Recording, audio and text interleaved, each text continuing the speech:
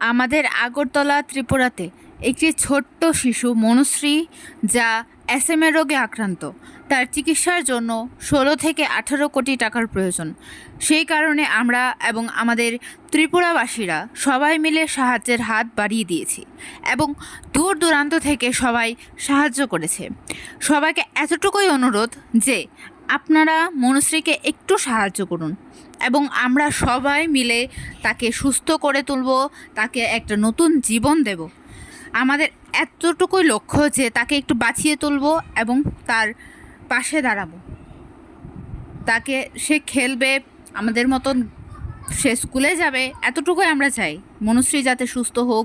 সবাই আপনারা ঠাকুরের কাছে প্রার্থনা করুন। আর যারা আর্থিকভাবে দান করতে পারবেন না, তারা এই ভিডিওটাকে প্লিজ প্লিজ বেশি বেশি করে শেয়ার করুন, যাতে অন্যদের কাছে পৌঁছয় এবং অন্যরা সেই ভিডিওটি দেখে মনুশ্রীকে একটু বেশি সাহায্য করতে পারে। আপনাদের কাছে আমি আবারও বলবো, মনুশ্রীকে প্লিজ একটু সাহায্য করুন এবং তার হাতে সাহায্যের হাত বাড়িয়ে দিন।